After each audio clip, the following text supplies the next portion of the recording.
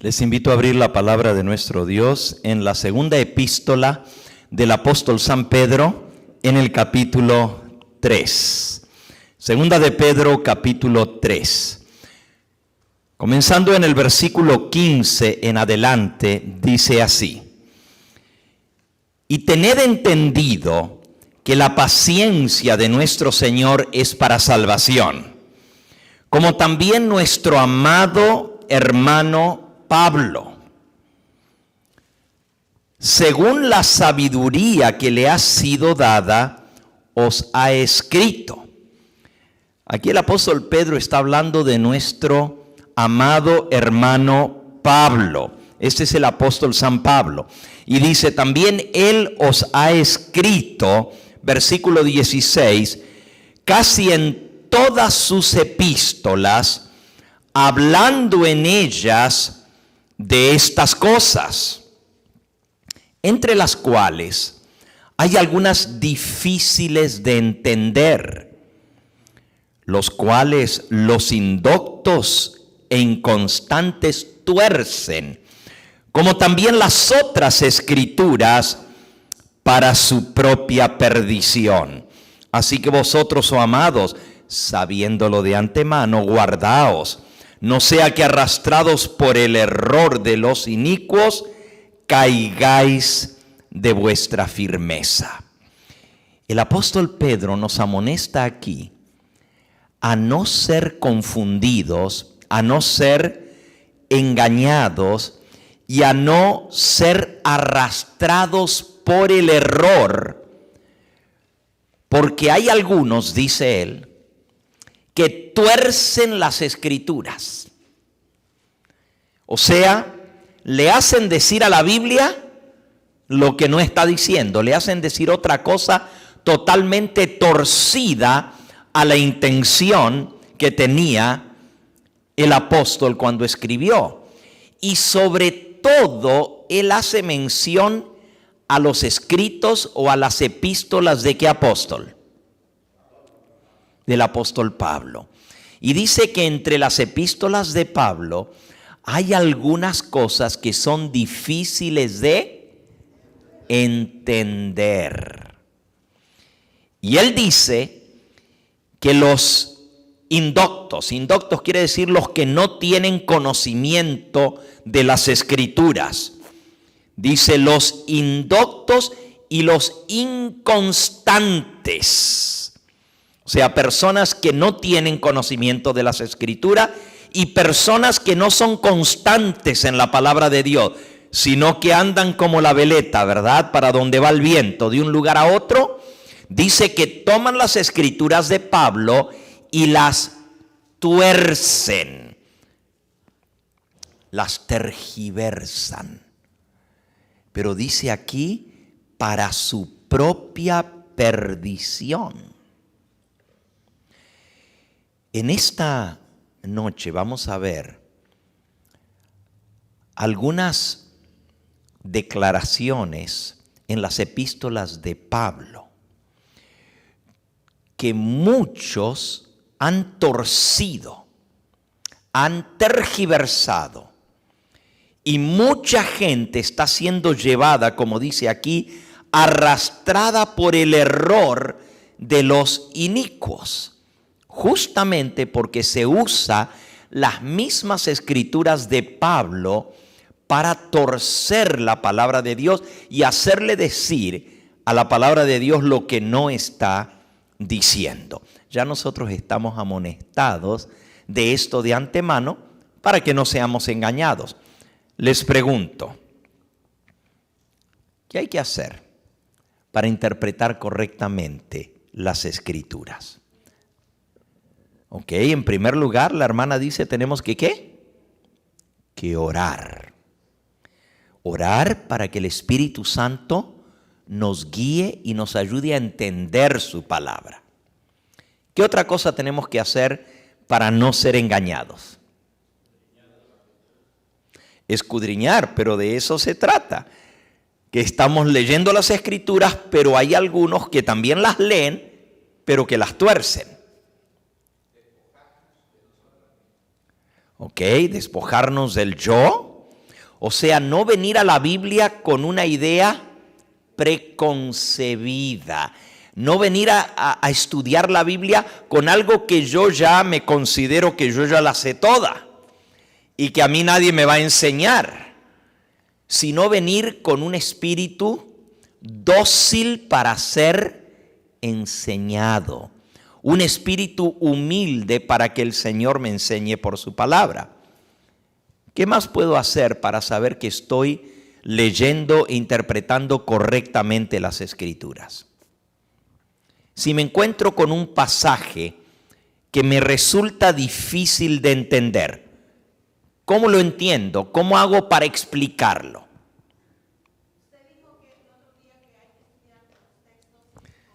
Ah, muy bien. Ajá. Aquí tienen una buena alumna, miren, que se acuerda de uno de los principios de interpretación bíblica que dimos en esta semana. Hay que leer todo pasaje dentro de su contexto, o sea, de qué viene hablando antes y qué sigue hablando después, para entenderlo correctamente y no torcerlo, porque la manera de torcer es tomar un versículo por sí solo y nomás decir, esto quiere decir tal cosa. Pero cuando usted lee todo el pasaje de lo que viene hablando y sigue diciendo, pues se va a dar cuenta de que no es eso lo que quiere decir. Les doy un ejemplo. Yo puedo tomar ahora la Biblia y mostrarles a ustedes que la Biblia dice, y no estoy bromeando, estoy hablando en serio, yo puedo tomar un pasaje de la Biblia y mostrarles a ustedes que la Biblia dice que no hay Dios. Literalmente. La Biblia dice, no hay Dios. No me creen, ¿verdad? Claro, si yo lo saco del contexto, ¿verdad? Está en el Salmo 14. Y no es este nuestro tema, es solo un ejemplo que estoy dando. Pero dice aquí, no hay Dios en el versículo 1. No hay Dios. Pero léanle antes. ¿Qué dice antes? Dice el necio en su corazón, no hay Dios. Pero si yo leo nomás la partecita que dice no hay Dios, pues yo digo, ven, la Biblia dice que no hay Dios.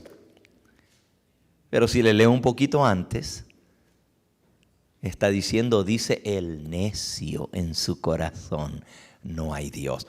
Y así hay muchos que toman pasajes de las Escrituras fuera de su contexto y lo tergiversan. Así que ese es un principio muy importante, leer el texto dentro de lo que viene hablando. Eso se llama su contexto inmediato, de lo que viene diciendo antes y lo que viene hablando después. ¿Qué otro principio de interpretación podemos usar para entender algo de la Escritura que nos resulta difícil de entender? Muy bien, ese es otro principio de interpretación. Comparar un pasaje con otro pasaje. Buscar de ese mismo tema, donde el mismo apóstol Pablo habla del mismo tema, y quizás allí nos va a aclarar lo que no entendimos primero. O buscar en otros libros de la Biblia, donde hable del mismo tema, y como la palabra de Dios se complementa, no se contradice, lo que dice en un lugar y no lo entendamos, puede ser que lo entendamos en otro. Este principio lo da el profeta Isaías en el capítulo 28. Isaías capítulo 28. Dice en el versículo 13, la palabra pues de Jehová les será mandamiento tras mandamiento, mandato sobre mandato, renglón tras renglón, línea sobre línea, un poquito aquí y otro poquito allá. Noten cómo dice, un renglón aquí, otro renglón allá. Un pasaje aquí y otro pasaje allá. Un mandamiento aquí, otro allá. Mandato sobre mandato. Renglón tras renglón. Línea sobre línea. Un poquito aquí y otro poquito allá. Así la Escritura resulta ser su propio intérprete.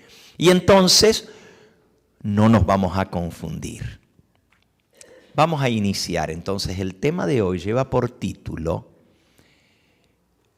La ley clavada en la cruz. La ley clavada en la cruz.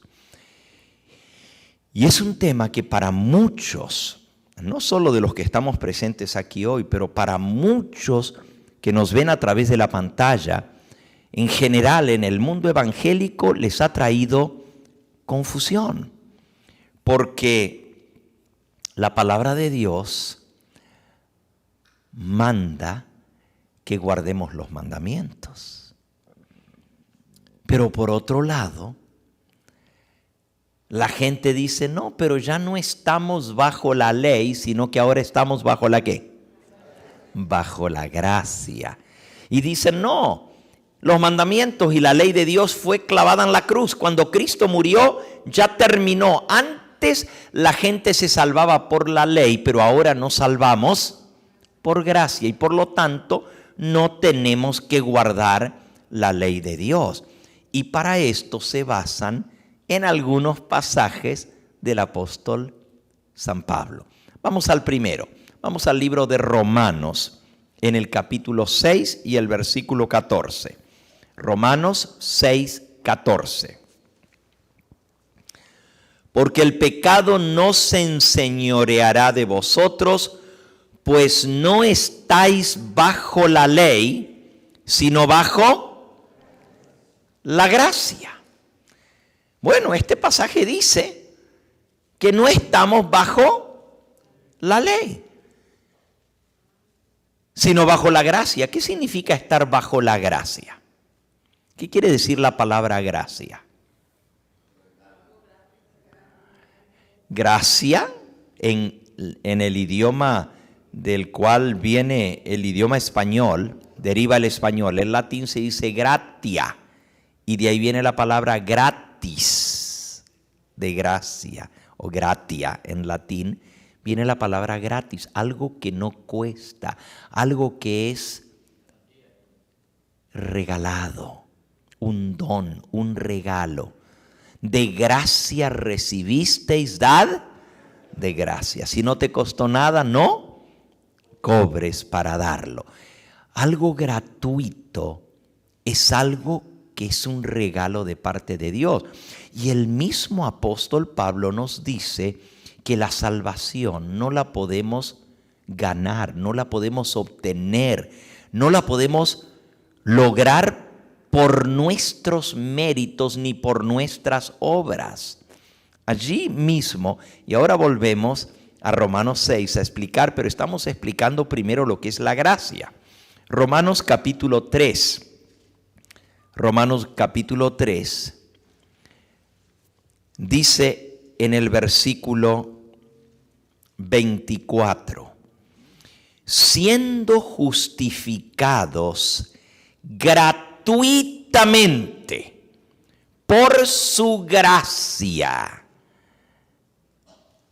Fíjense lo que dice, siendo justificados gratuitamente por su gracia mediante la redención que es en Cristo Jesús. ¿Cómo somos justificados? Por gracia, gratuitamente. La justificación, que es la salvación, el perdón de los pecados, es algo que lo recibimos gratuitamente de parte de Dios. Es por gracia. Fíjense cómo dice en el versículo 28. Concluimos, pues, que el hombre es justificado por fe, sin las obras de la ley. ¿Cómo somos perdonados, justificados? Por fe. Por fe en la gracia de Dios, en el sacrificio de Cristo. Porque lo que hace posible nuestra salvación es que Cristo pagó la deuda del pecado por nosotros. Nosotros no la podemos pagar por nosotros mismos. Fíjense, allí mismo en Romanos capítulo 3 dice que todos somos pecadores. Romanos 3:23. Por cuanto todos pecaron y están destituidos de la gloria de Dios, siendo justificados gratuitamente por su gracia, mediante la redención que es en Cristo Jesús, a quien Dios puso como propiciación por medio de la fe en su sangre, para manifestar su justicia a causa de haber pasado por alto en su paciencia los pecados pasados. Dios perdona nuestros pecados y los pasa por alto. Gratuitamente nos perdona por su gracia. ¿Por qué? Porque Dios puso a Cristo por propiciación por medio de la fe en su sangre. La palabra propiciar significa expiar o pagar por algo. Y Cristo expió o pagó la deuda de nuestro pecado con su propia sangre.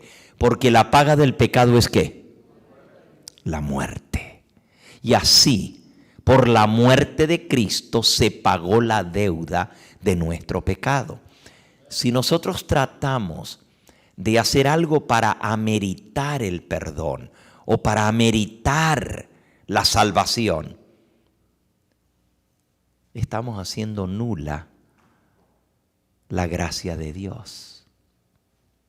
En otras palabras, ¿de qué sirve lo que Cristo hizo si yo tengo que hacer algo para ganarme la salvación? En el libro de Efesios, en el capítulo 2, nos dice en el versículo 8, porque por gracia sois salvos, por medio de la fe, y esto no de vosotros, pues es regalo de Dios, no por obras, para que nadie se gloríe. ¿Cómo somos salvos? Por gracia, por medio de la fe en su sangre.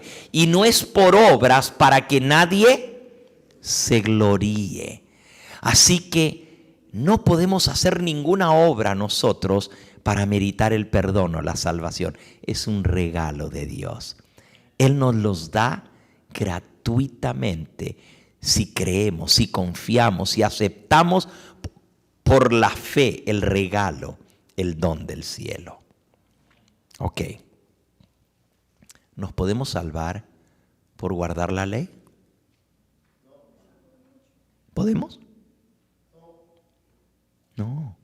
Si es gratis, entonces es gratis.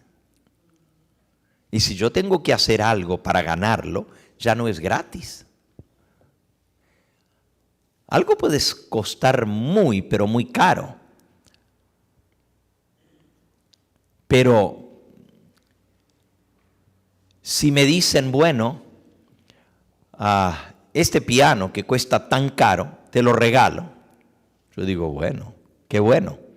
Pero tienes que pagar $10. Entonces ya no es gratis. Yo sé que no cuesta $10. Cuesta miles de dólares un piano. Pero si me dicen que tengo que pagar $10, ya no es gratis. Hay algo que uno tiene que pagar. Miren cómo lo expresa nuevamente el apóstol Pablo en la carta a los Romanos, en el capítulo 4. Romanos capítulo 4. Dice allí en el versículo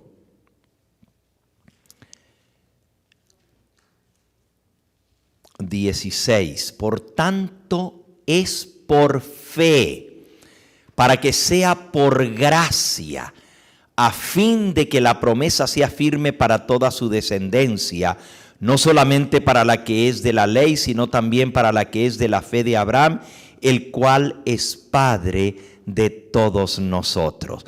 Dice, es por fe para que sea por gracia. Ahora, el mismo apóstol Pablo escribió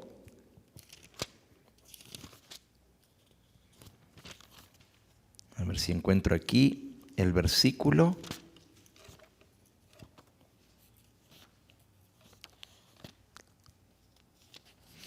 En el libro de Hebreos, en el capítulo 11, nos habla acerca de la fe y nos dice que la salvación de todos los que alguna vez han sido salvos es por la fe y solamente por la fe. Dice el versículo 1, es pues la fe la certeza de lo que se espera, la convicción de lo que no se ve, porque por ella alcanzaron buen testimonio los antiguos. Todos los antiguos lograron el buen testimonio por la fe. Y nuevamente el apóstol Pablo nos vuelve a decir en el libro de Romanos que si es por fe, entonces no puede ser por obras. Esto es Romanos capítulo 11. Romanos capítulo 11. Dice el versículo 6. Y si es por gracia, Romanos 11:6, si es por gracia ya no es por obras. De otra manera, la gracia ya no es gracia. Fíjense cómo dice. Si es por gracia, entonces no puede ser por obras. De otra manera, la gracia ya no es gratis, ya costó algo.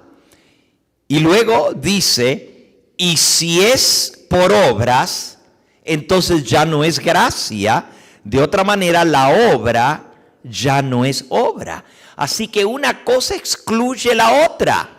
O soy salvo por la gracia, o soy salvo por las obras. Pero si digo que tengo que hacer algo para meritar la salvación, entonces ya no es gratis. Ya costó algo, aunque sea poquito. Por ejemplo, cuando uno va a pedir el perdón de los pecados en el sistema católico, el sacerdote le dice, te perdono tus pecados, pero tienes que hacer penitencia. ¿Y qué es la penitencia?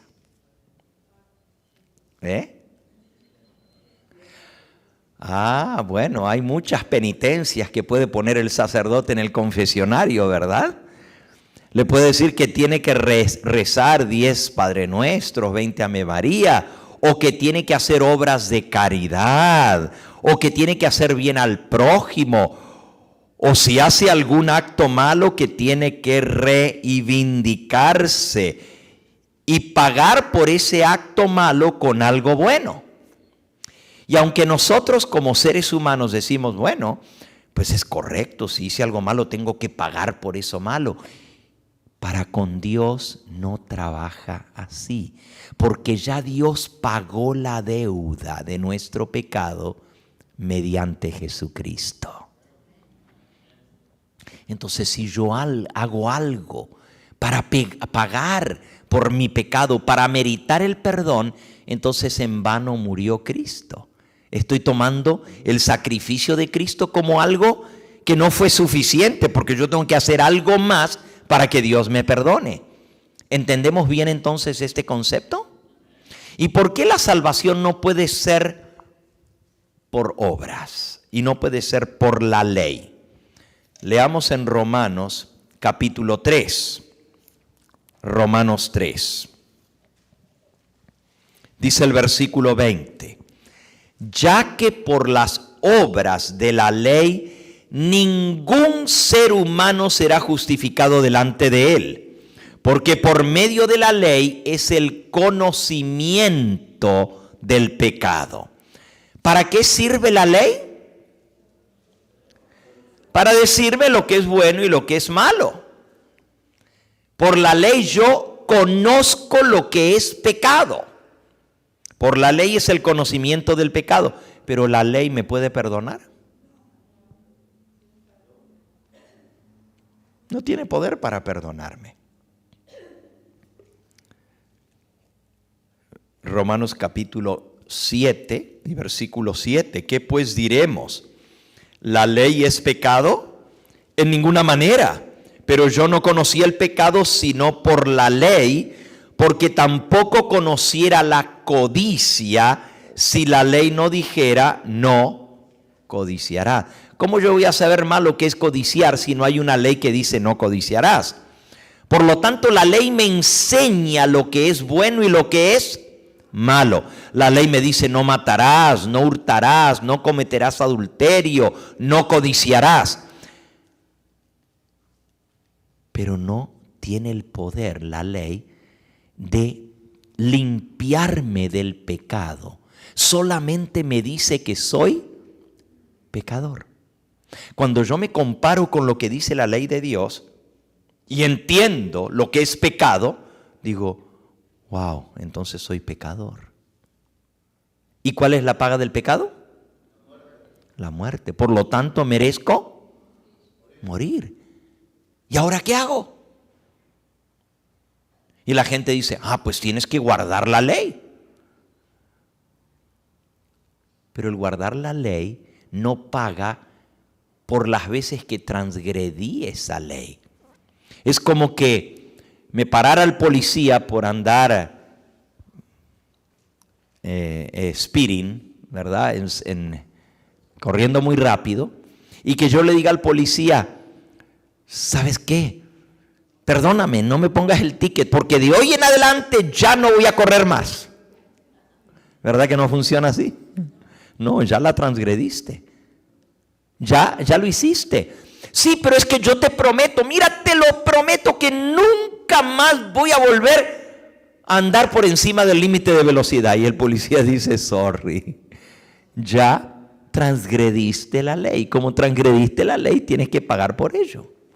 Si yo le prometo a Dios, cuando reconozco que soy pecador, Señor, de hoy en adelante yo te prometo que ya no voy a pecar, ya no voy a transgredir más tu ley. ¿Eso me hace libre del pecado que ya cometí? No. Ya transgredí la ley, ya soy transgresor y la paga del pecado es la muerte. Por eso no importa cuántas veces yo guarde la ley, de aquí en adelante tengo una deuda por pagar y la deuda se paga con sangre. Sin derramamiento de sangre no hay ¿qué? Remisión, no hay perdón de los pecados. Por lo tanto, la única manera de saldar mi deuda es con la muerte. Y si yo no quiero morir, tengo que aceptar la muerte de Cristo en mi lugar. Por eso la salvación es por la fe en su sangre, leímos recién. Al aceptar que Él pagó mi deuda y al aceptar ese perdón que Dios me ofrece, fíjense que el perdón es gratis para mí. No tengo que hacer nada para meritarlo, sino solo aceptarlo. Pero no es gratis. Costó mucho el perdón. Porque Dios es un Dios justo. Y fíjense que Dios es responsable por hacer justicia en el universo. Él es el responsable de la justicia en el universo. Él es el juez de toda carne.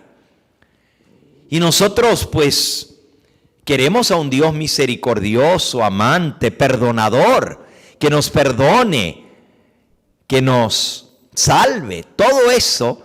Y la gente le encanta que se le hable del amor de Dios, de la misericordia de Dios, de la bondad de Dios, de cuán bueno y maravilloso es Dios. Y todo eso es cierto. Y a nadie le gusta que le hablen de que Dios hace justicia y va a castigar al impío hasta que nos toca a nosotros. Y les voy a dar un ejemplo. ¿Qué pensarían ustedes si usted tiene una hija y solo una hija y un buen día unos cuantos hombres la agarran por la calle cuando viene del trabajo y la meten a la fuerza en un carro y la llevan por allá en un lugar solitario y la violan repetidas veces, 3, 4 hombres al mismo tiempo, y luego que ya abusaron de ella, y esa es tu única hija, la golpean brutalmente y la dejan tirada por muerta. Y resulta que agarran a los culpables y los traen a la corte. Y hay testigos. Y no hay duda alguna que estos son los criminales que le hicieron tanto daño a tu familia. ¿Cómo pensarías tú si el juez dice, bueno, ¿y ustedes, señores, reconocen que hicieron mal? Y ellos dicen, sí, señor juez. Y están arrepentidos de lo que hicieron, hoy muy arrepentidos. Y prometen que ya no lo van a hacer más, prometemos que ya nunca más lo van a hacer. Bueno, pues entonces quedan libres, que Dios los bendiga y vayan y nunca más lo vuelvan a hacer. ¿Qué pensarían ustedes de un juez como ese?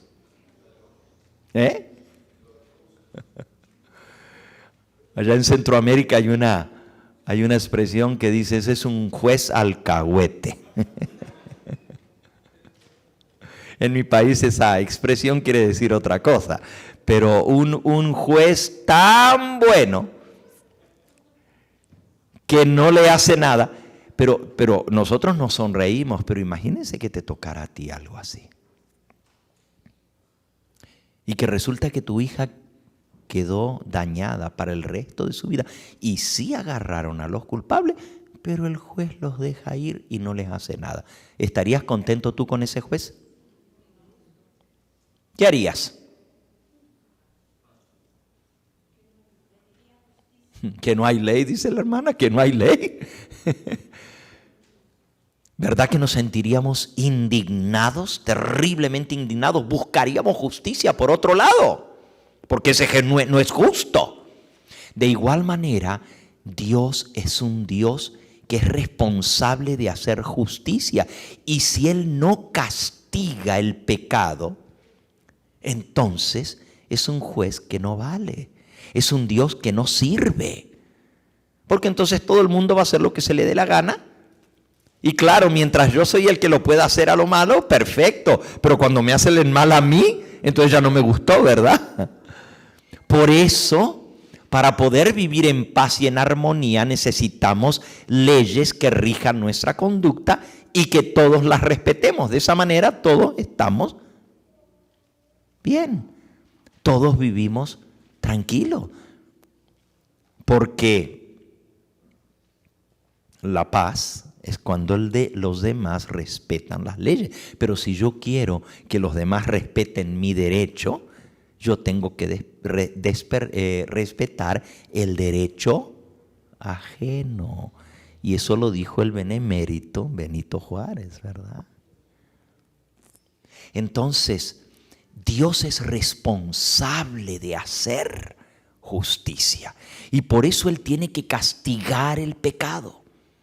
Entonces, ¿cómo Dios nos puede perdonar a nosotros? No más porque le pedimos perdón, así de gratis. ¿Qué clase de Dios es ese? ¿Es justo?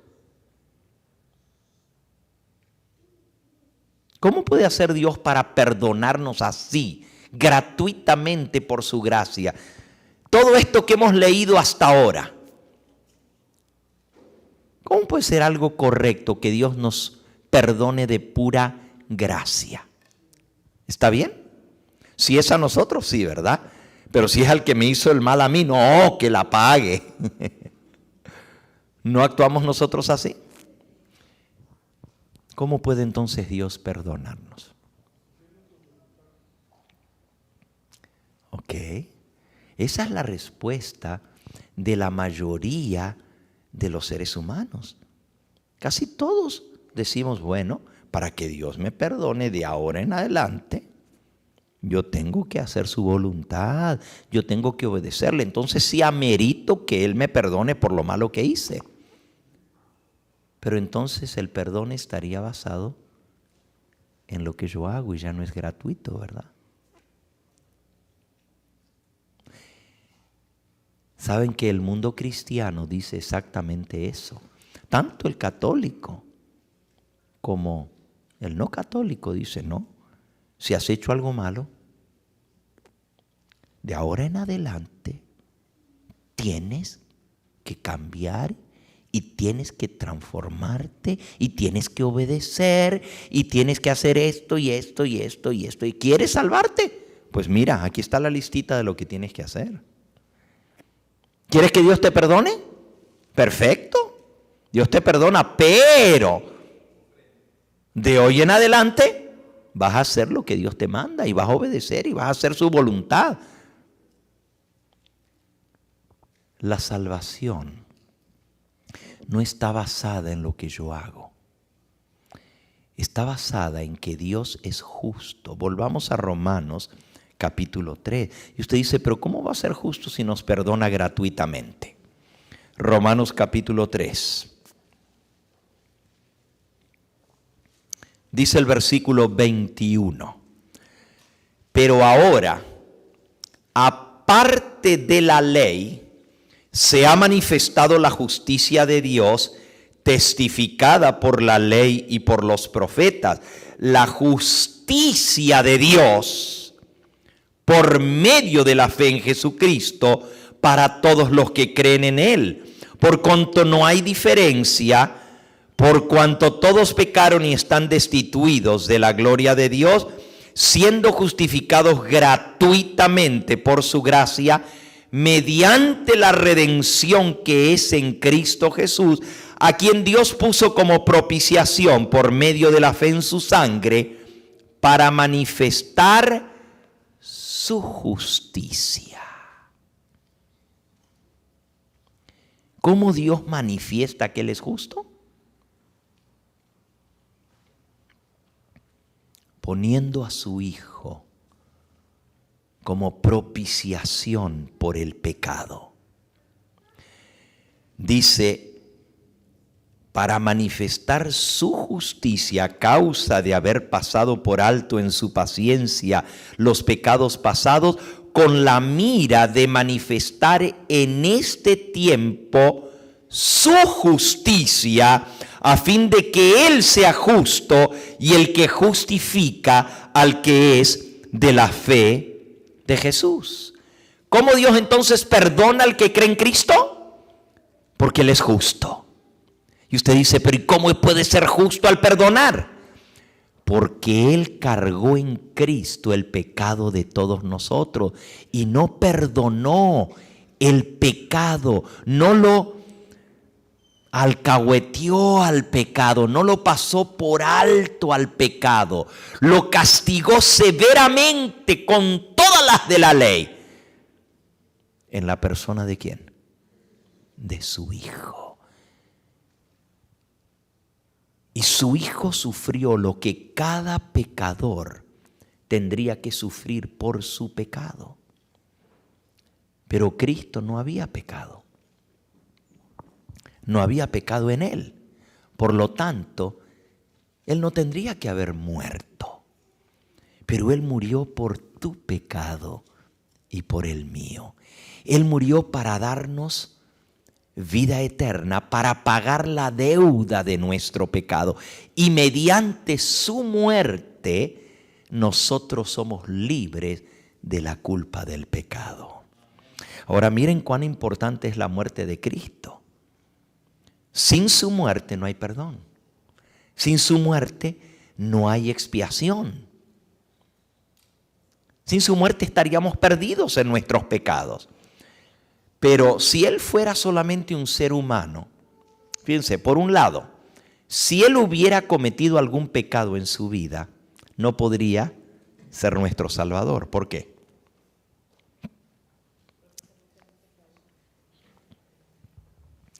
Si Él hubiera sido pecador, Él tendría que haber muerto por sus pecados y no podría haber pagado por los míos. Ojo por ojo, diente por diente, vida por vida. Y si Él pecó, pues Él hubiera muerto por sus pecados. No podría haber sido mi Salvador y expiar mis pecados. Por eso Él no podía pecar. Si Él hubiera pecado, no podría haber sido mi Salvador. Por otro lado, si Él hubiera sido un simple hombre como tú y como yo, una criatura creada, la vida de una criatura, de un ser creado, vale por otro ser creado. A ver, me explico de esta manera. Si un criminal está condenado a morir en la cruz, o a morir, digamos que ha sido condenado por un crimen, y viene otra persona y dice, yo voy a morir en lugar de él, yo voy a pagar su deuda. No le descarguen la fuerza de la ley sobre él, sino que yo voy a tomar su lugar. Pregunto, si alguien se pone en nuestro lugar y él muere, ¿significa que todos los criminales de todas las cárceles del mundo pueden salir libres? ¿Por qué? Pues si ya alguien pagó por ese pecado.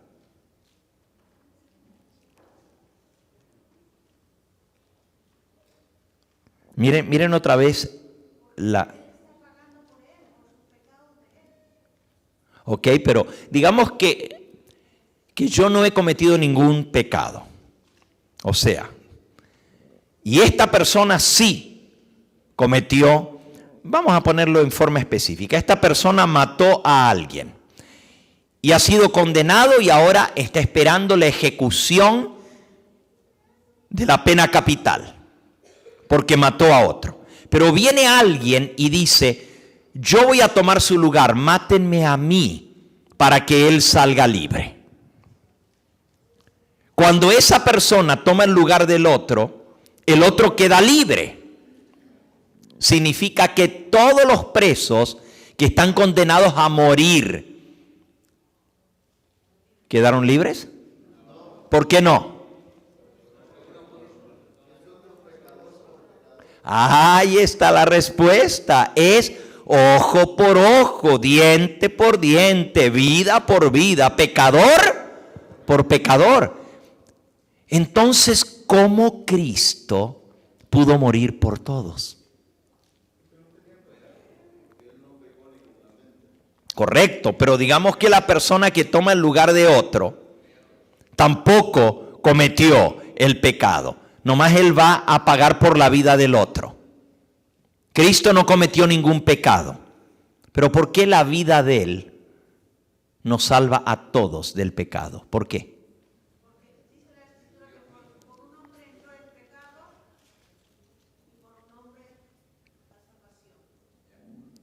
Muy bien, en el libro de Romanos, lo que dice la hermana, dice que por un hombre entró el pecado. Versículo 12 de Romanos 5. Por tanto, como el pecado entró en el mundo por un hombre, y por el pecado la muerte, así la muerte pasó a todos los hombres, por cuanto todos pecaron. Versículo 15. Pero en el don no fue como en la transgresión, porque si por la transgresión de aquel uno mueren todos, abundaron mucho más para los muchos la gracia y el don de Dios por la gracia de un hombre Jesucristo. Versículo 16. Porque con el don no sucede como en el caso de uno que pecó. Porque ciertamente el juicio vino a causa de un solo pecado para condenación. Pero el don vino a causa de muchas transgresiones para justificación. Pues si por la transgresión de uno solo reinó la muerte, mucho más reinarán la vida por uno solo, Jesucristo, los que reciben la abundancia de la gracia y el don de la justicia. Así que como por la transgresión de uno vino la condenación a todos los hombres, de la misma manera por la justicia de uno vino a todos los hombres la justificación de vida. Porque así como por la desobediencia de un hombre los muchos fueron constituidos pecadores, así también por la obediencia de uno los muchos serán constituidos justos. Porque nuestro padre Adán pecó, el pecado se pasó a todos.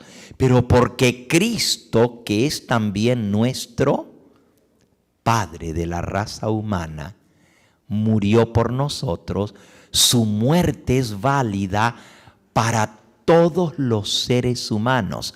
¿Por qué? En el caso de Adán, porque de Adán salieron toda la raza humana, por eso, porque Adán pecó, el pecado, por así decirlo, se pasó a toda la raza humana. Porque la cabeza de la raza humana pecó y nos metió en el problema del pecado. Pero ahora Cristo viene como la nueva cabeza de la raza humana. ¿Pero por qué su muerte es válida por todos? Porque solamente Dios, que creó a todos los seres humanos, vale por todos los seres humanos. Una criatura, un ser humano, solo vale por otro ser humano. Pero aquel que nos creó, que es Dios, Él vale por todos los seres humanos. Por eso Cristo tenía que ser hombre para pagar la deuda del hombre, pero tenía que ser Dios para pagar la deuda de todos los hombres. Porque solo Dios vale por todos, porque Él nos dio la vida. Así como en Adán todos recibimos la vida por Adán, y por eso por Adán todos somos pecadores, así por Cristo, que es el dador de la vida, todos recibimos la vida por Cristo. ¿Quedó claro esto? Ok, ahora, si no nos salvamos por la ley, y ya lo he explicado, por más que yo guardase perfectamente la ley de hoy en adelante, si transgredí la ley, soy pecador. Y la paga del pecado es muerte. Por eso, si Cristo no hubiera muerto, todos estaríamos perdidos. Habiendo dicho esto, ahora viene el próximo punto. ¿Por qué entonces, si no nos salvamos por guardar la ley, y no nos podemos salvar por guardar la ley, entonces significa eso que como Cristo nos salvó y pagó por nuestros pecados, ya no tenemos que guardar la ley porque Él ya la guardó por nosotros?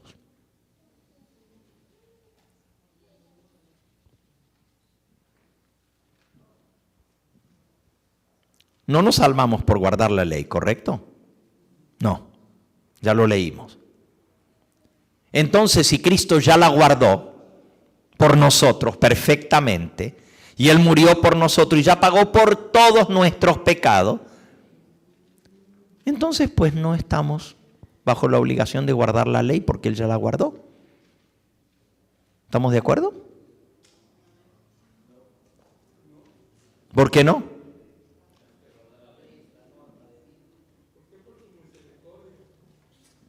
Si por su misericordia Él nos perdona. Pero ahora que ya he sido perdonado de todos mis pecados, pregunto, ¿La sangre de Cristo solo me limpia por los pecados pasados o también por los presentes y por los que pueda cometer en el futuro? ¿Su sangre me limpia de esos pecados o nomás de los del pasado? ¿De todos? De todos los pecados. ¿O hay otra manera de recibir el perdón de los pecados? ¿Puedo hacer penitencia para pagar por mis pecados? No. Entonces, la muerte de Cristo pagó por mis pecados pasados, por mis pecados presentes y por mis pecados futuros. Pues si eso es así, entonces ¿para qué necesito guardar la ley si ya Cristo pagó por todos los pecados que yo haya cometido y los que pueda cometer en el futuro también?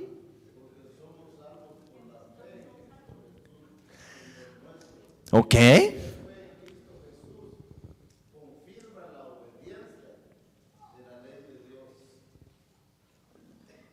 Ok, pero ¿cómo la confirma? Entonces, la obediencia es la que hace posible nuestra salvación.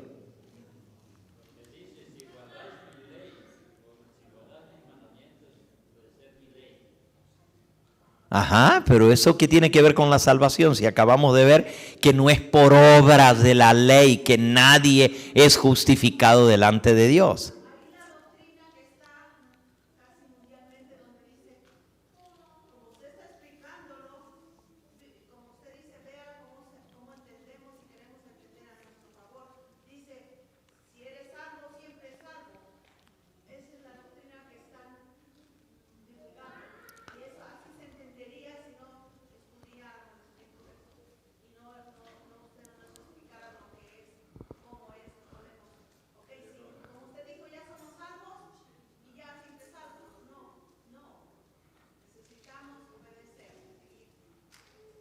Ok, necesitamos obedecer la ley para ser salvos.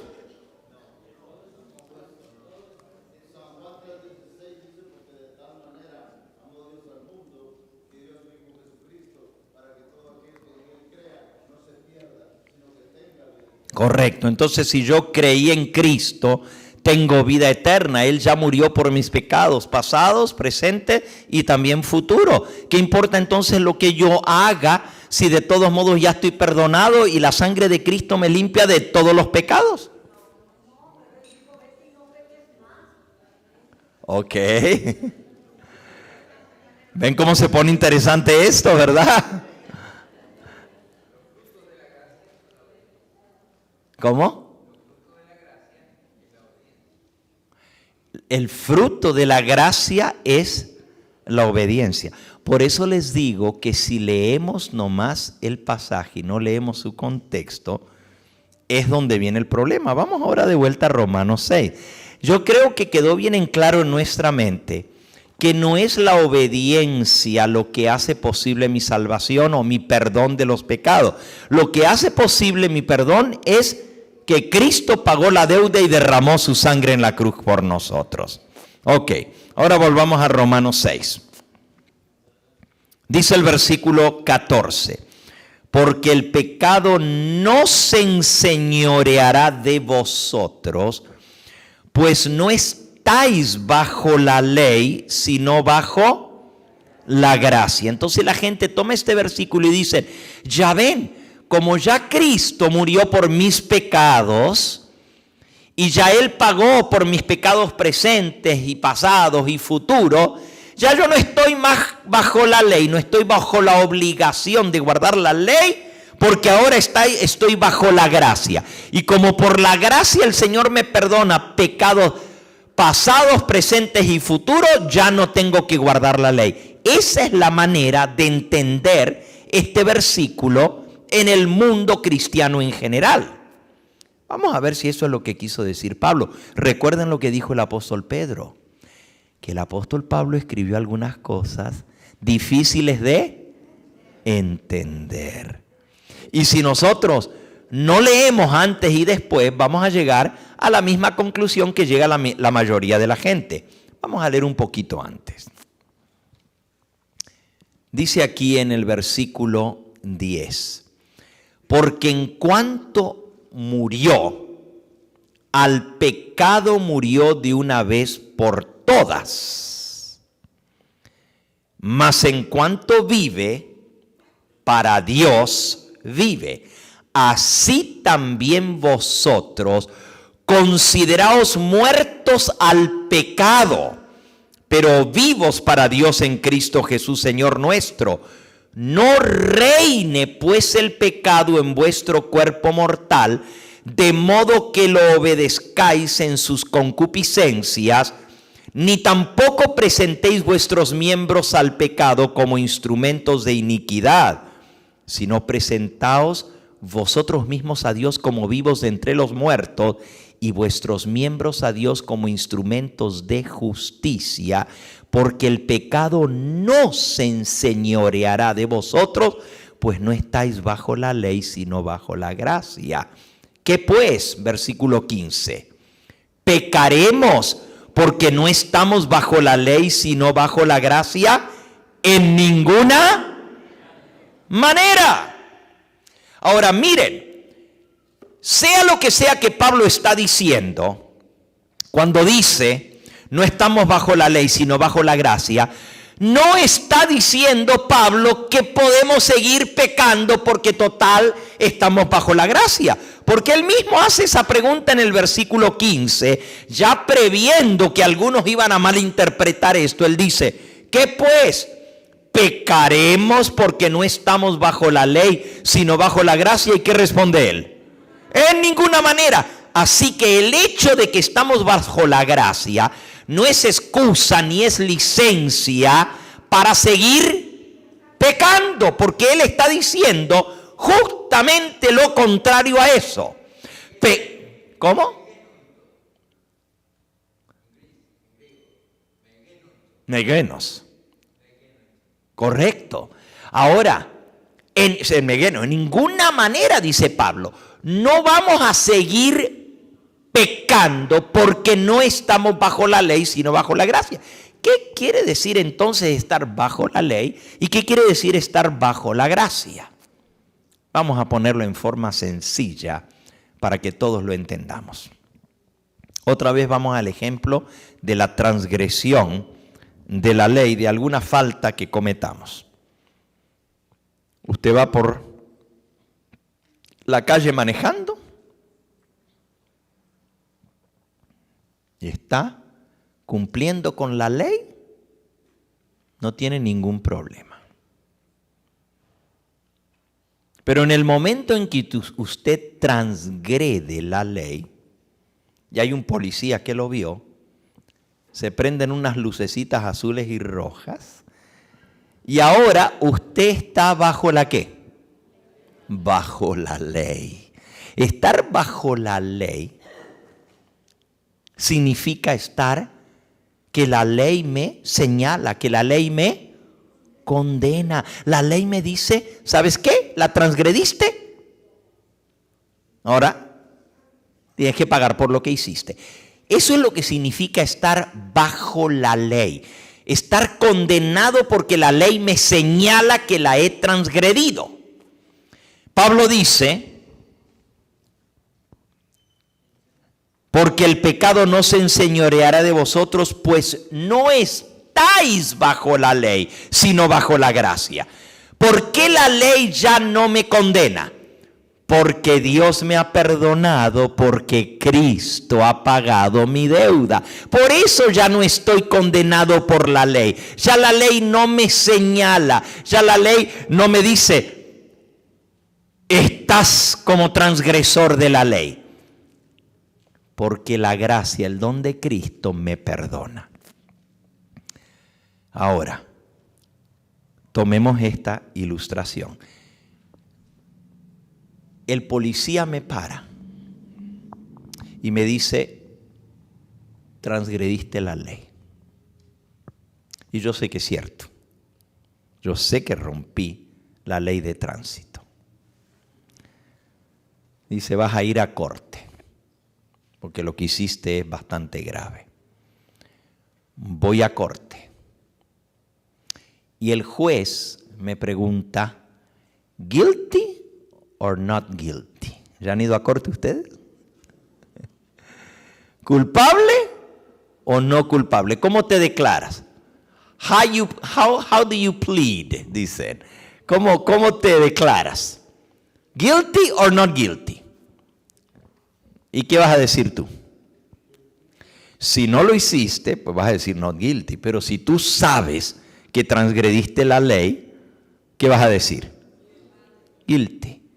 Pregunta, ¿hay alguna provisión que hace la ley si tú te declaras culpable ante el juez que diga, pues aunque te declares guilty,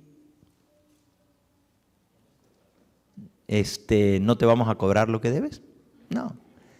La ley dice que si tú eres guilty, vas a pagar y punto, porque la transgrediste. ¿Hay manera de escaparse si tú mismo te estás declarando culpable? No. Y eso es con algo de tránsito. Ahora imagínense si fuera algo criminal, que vas ante el juez y te dice, ¿tú mataste a esa persona? Y tú dices, sí, yo lo maté. ¿Qué más puede hacer el juez? Mandarte a pagar tu condena. Esa es la realidad del pecado, amigos y hermanos. La realidad del pecado es que todos nosotros somos pecadores y eso es lo que merecemos. No hay escapatoria. Somos pecadores y la paga del pecado es muerte. Y si nosotros reconocemos que somos pecadores, eso es lo que nos toca. Pero resulta que este juez que tenemos es al mismo tiempo justo, pero es también misericordioso, porque Él tiene una manera de perdonarnos. Y esa manera es que su Hijo pagó por nuestros pecados. Ahora digamos que el juez en la corte real me dice, mira, tu multa por haber transgredido esta ley de tránsito son $500 de multa. La tienes que pagar. Y no te queda otra. Pero entonces viene una persona y dice, yo voy a pagar los $500. Y los paga. ¿Ya tú debes? ¿Por qué no debes? ¿Porque alguien pagó por ti? ¿Quedas libre? Libre de la deuda. ¿Tienes algo más que pagar? No, porque pagó la totalidad. Eso es lo que significa lo que Cristo hizo por nosotros. No hay nada más que hacer, más que aceptar que Él pagó mi deuda. Ya quedó libre y el que ha muerto ha sido justificado del pecado. Ahora resulta que Dios me perdona por su Hijo Jesucristo. Y entonces yo le digo al juez, volviendo a la ilustración, pues gracias, este Señor me pagó todo, así que muchísimas gracias, ahora puedo salir de aquí y seguir transgrediendo la ley, total ya pagó mi deuda. ¿Así funciona? ¿Por qué no? Porque si la vuelvo a transgredir, vuelvo a ser transgresor y otra vez voy a caer bajo la ley. Esa persona que es perdonada sale libre y ahora está bajo la gracia. La gracia es un don que no se merecía, un regalo que alguien pagó la deuda por él. Ahora esa persona está bajo la gracia. ¿Le da eso licencia para seguir transgrediendo la ley? ¿Qué dice Pablo? Pecamos porque no estamos bajo la ley, sino bajo la gracia. ¿Y qué responde el mismo? En ninguna manera. Y sigan leyendo todavía lo que él dice. Romanos capítulo 6, versículo 15. ¿Que pues pecaremos porque no estamos bajo la ley, sino bajo la gracia? En ninguna manera. ¿No sabéis que si os sometéis a alguien como esclavos para obedecerle, Sois esclavos de aquel a quien obedecéis, sea del pecado para muerte o sea de la obediencia para justicia. Pero gracias a Dios, que aunque erais esclavos del pecado, habéis obedecido de corazón aquella forma de doctrina a la cual fuisteis entregados, y libertados del pecado, vinisteis a ser siervos de la justicia. Y libertados del pecado, ¿de qué nos liberta Cristo? Del pecado. Pero ahora que somos libres del pecado, ahora somos siervos ¿de qué? De la justicia. Hablo como humano por vuestra humana debilidad, que así como para iniquidad presentasteis vuestros miembros para servir a la inmundicia y a la iniquidad, así ahora para santificación presentad vuestros miembros para servir a la justicia. Por cuanto erais esclavos del pecado y erais libres acerca de la justicia. Pero ¿qué fruto teníais de aquellas cosas de las cuales ahora os avergonzáis? Porque el fin de ellas es muerte. Mas ahora que habéis sido libertados del pecado y hechos siervos de Dios, tenéis por vuestro fruto la santificación y como fin la vida eterna. ¿Cuál es el fruto entonces de haber sido libertados, perdonados del pecado?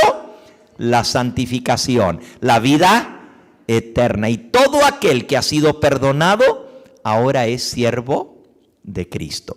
Miren cómo la gente malinterpreta esto. Dice, si tú crees en Cristo ya eres salvo. Pero la Escritura dice, todo aquel que invocar el nombre del Señor será salvo. Y si yo invoco a Cristo como Señor, ¿qué soy yo? Si el fruto es que soy salvo, pero si Él es Señor, ¿qué soy yo? Siervo, esclavo. Entonces, para ser salvo, tengo que aceptar a Cristo como Señor y ser siervo suyo. Sí, eso ya lo vimos aquí en esta semana, que la doctrina de una vez salvo, siempre salvo, no es bíblica, es totalmente contraria a lo que enseña la palabra de Dios. Había una mano allí.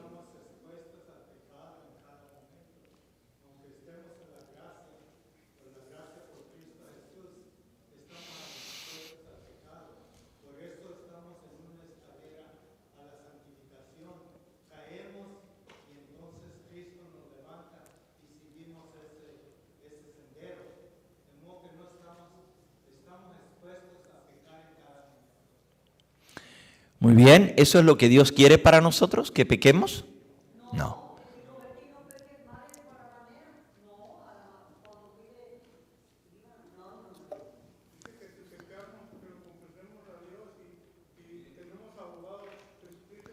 Ok, dice Primera de Juan 2:1, hijitos, estas cosas os he escrito para que no pequéis. Pero si alguno pecare, abogado tenemos para con el Padre, a Jesucristo el justo. Él es la propiciación por nuestros pecados, y no solamente por los nuestros, sino también por los de todo el mundo. Ahora, fíjense bien, ¿a cuánto les quedó claro lo que significa estar bajo la ley y lo que significa estar bajo la gracia? ¿Puedo ver las manos?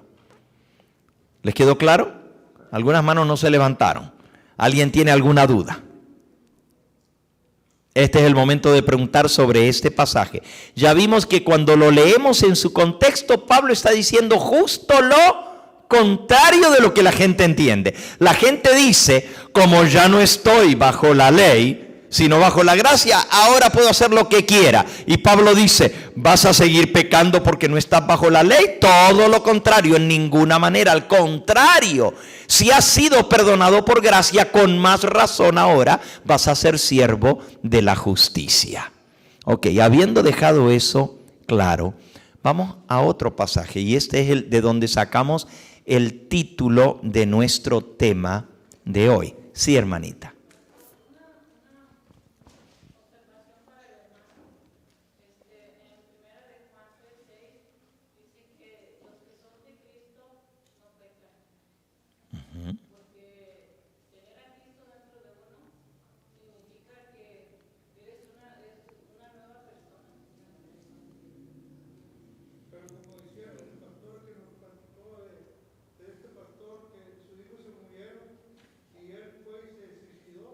Ujú.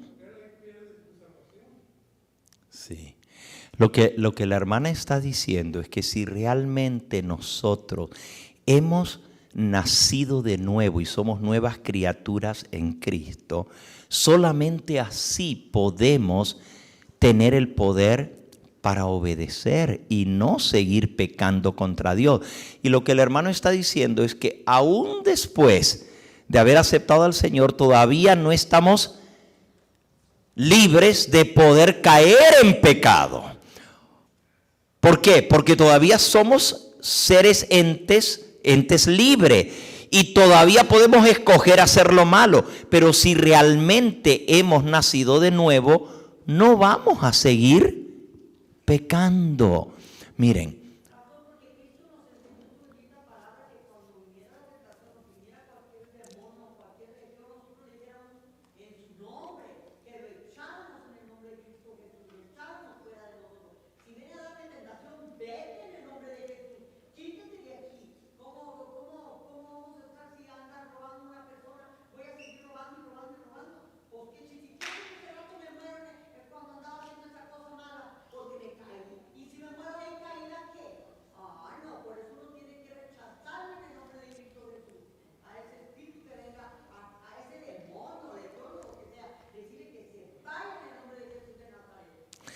Saben, de eso justamente se trata el Evangelio. El Evangelio es poder de Dios para librarnos del pecado.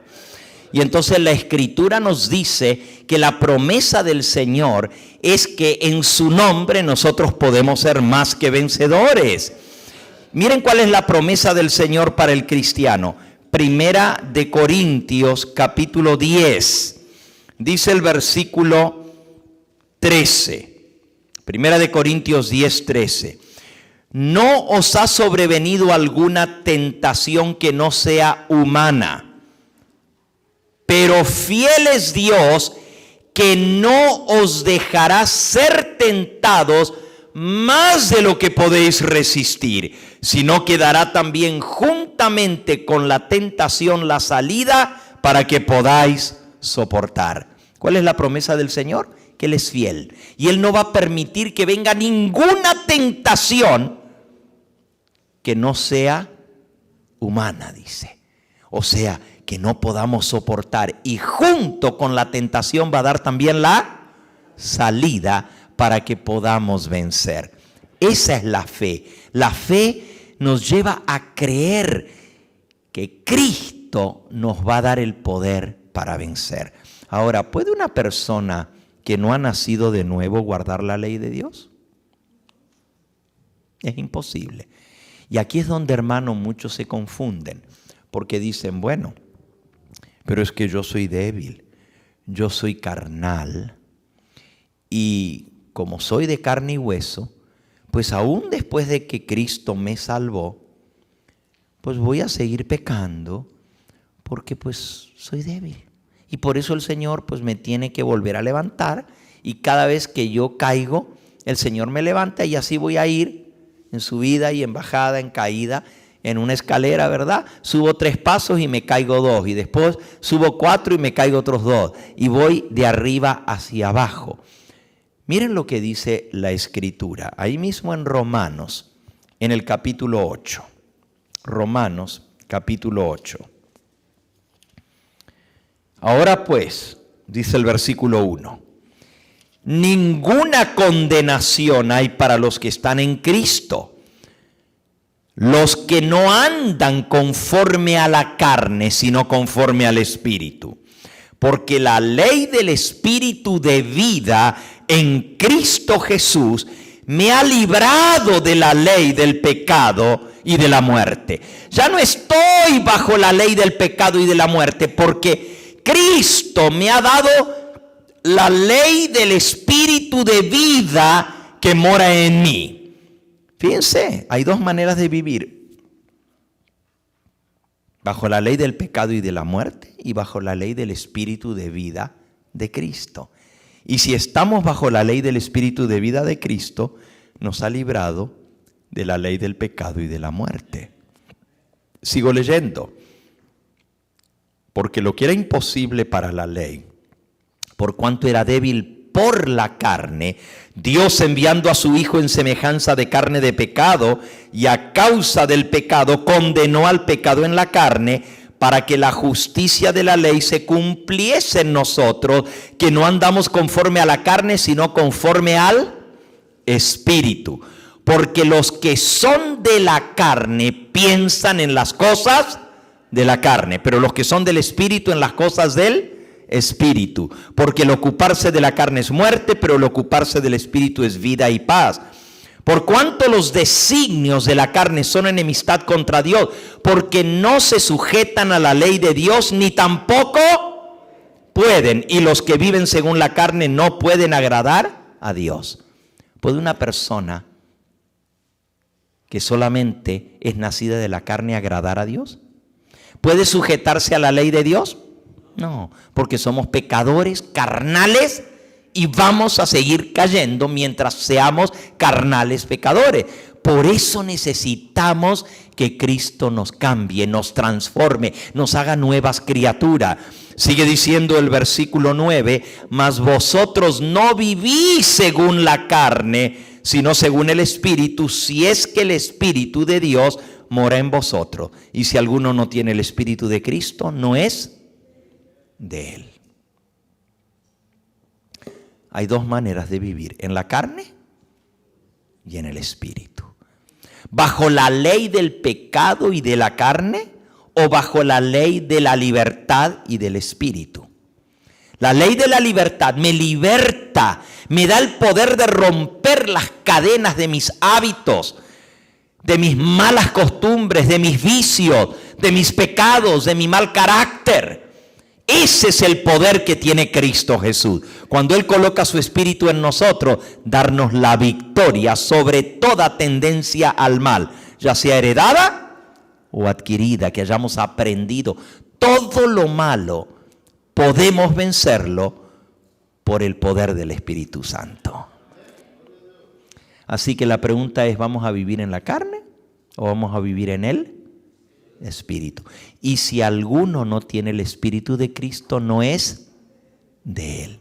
El que es de Cristo y tiene el Espíritu de Cristo, tiene poder, no en sí mismo, sino el poder de Cristo mediante su Espíritu Santo morando en nosotros para darnos la victoria, para ayudarnos a ser obedientes a su santa ley. Habiendo dicho esto, entendemos entonces que sí se puede vivir en victoria sobre el pecado. Pero la mayoría de los cristianos no tienen la fe para creer esto.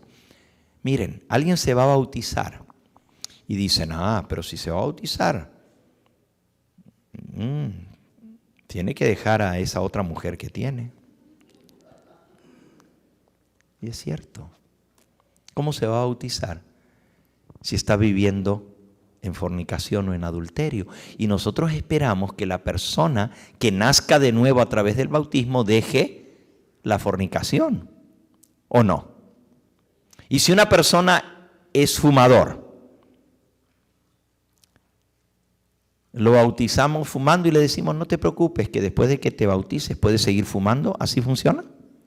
No, nosotros decimos, el Señor te va a dar el poder para que ya no sigas fumando. ¿Cuántos de los que están aquí vencieron algún vicio cuando se entregaron a Cristo Jesús? A ver, puedo ver las manos. Amén. Alabado sea el nombre del Señor. ¿Tiene poder Cristo? Pero entonces, ¿por qué decimos que tenemos que seguir pecando? ¿Que no tiene poder Cristo para darnos la victoria sobre esas otras cosas en nuestra vida? ¿No nos puede dar la victoria sobre la lengua, sobre el chisme o, como dice el salvadoreño, sobre el chambre?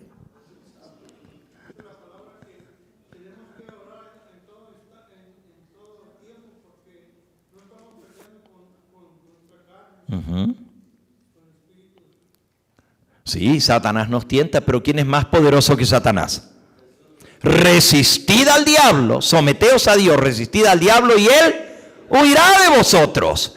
Entonces, si Dios es más poderoso que Satanás, no hay excusa para decir no puedo. Todo lo puedo en Cristo que me fortalece. Si hay algo que no he podido vencer, no es que no puedo, es que no quiero. No quiero.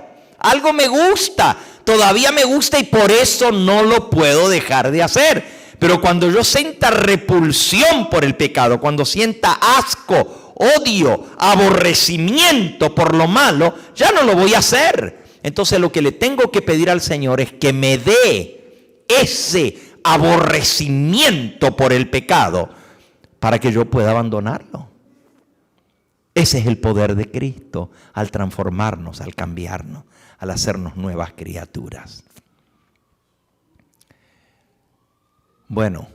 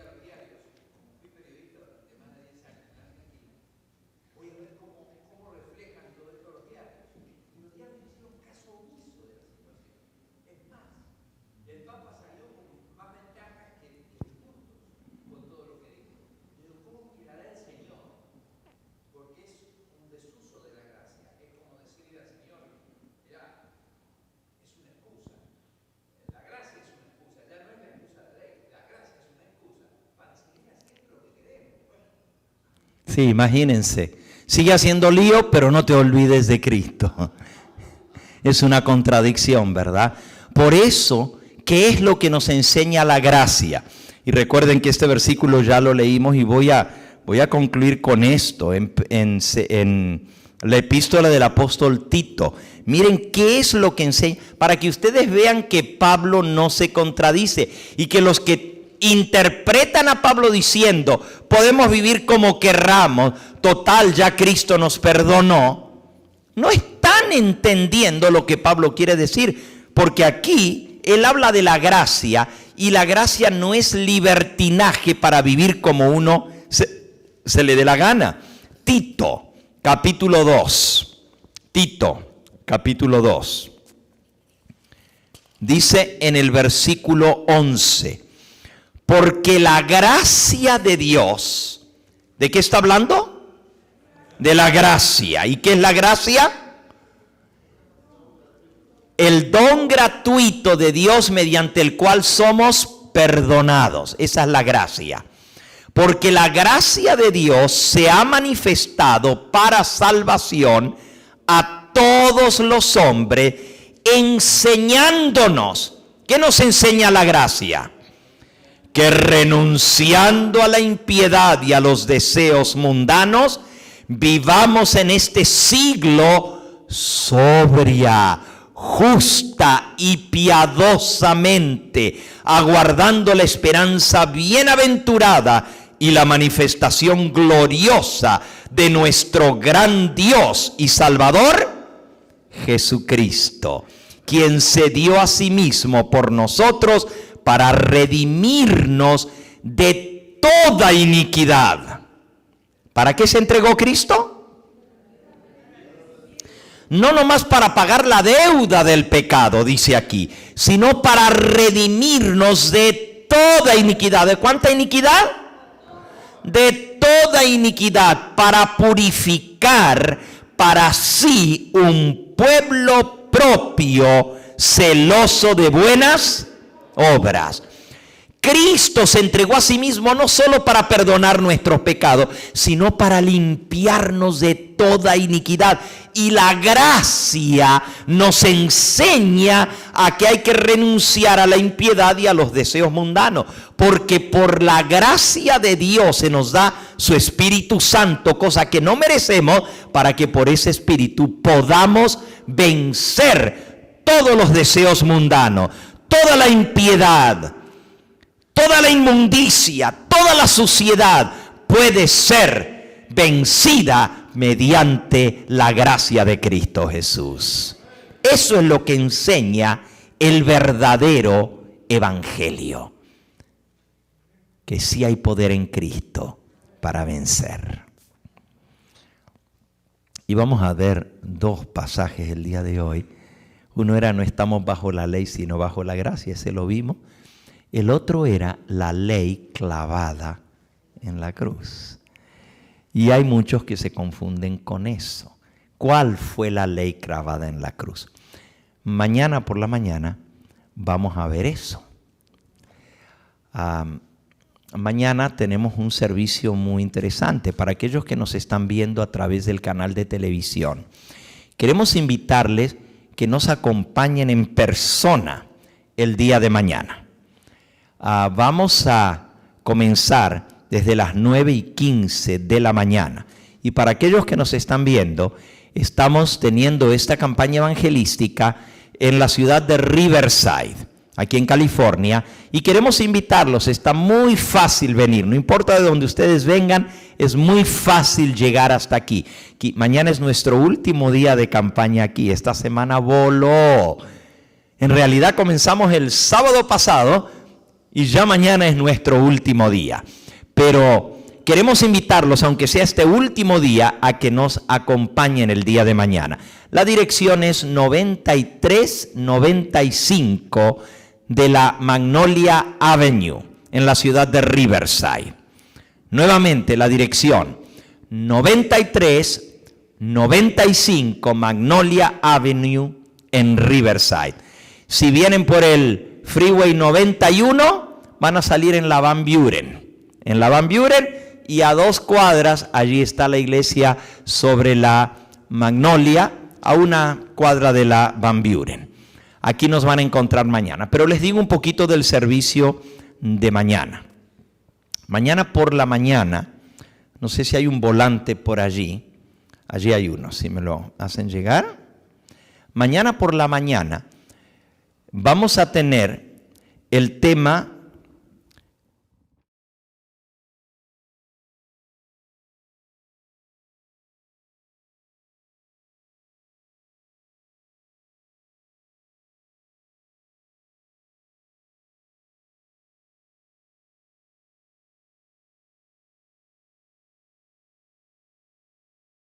¿Saben ustedes que la mayoría de las personas que son cristianos realmente nunca han nacido de nuevo? Escuchen lo que dije.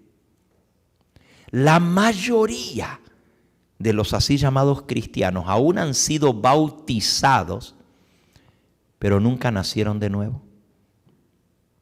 Se dice, ¿cómo puede usted decir eso? Se los voy a demostrar por la palabra de Dios y por el espíritu de profecía el día de mañana. Una rara experiencia, el nuevo nacimiento. Y vamos a ver cómo podemos realmente saber si hemos nacido de nuevo. Porque Cristo dijo que el que no ha nacido de nuevo no va a entrar al reino de los cielos. Y saben que hay muchas personas que se han bautizado, pero las han bautizado sin haber muerto al yo, y fueron enterrados vivos y por lo tanto no murieron a la vida antigua y tienen 10, 20, 30 años de ser cristianos bautizados y sin embargo igualito que antes no han podido lograr victoria porque nunca nacieron de nuevo, porque no son guiados por el Espíritu Santo sino todavía por la carne. Mañana vamos a ver en qué consiste el nuevo nacimiento y si realmente lo tenemos o no lo tenemos.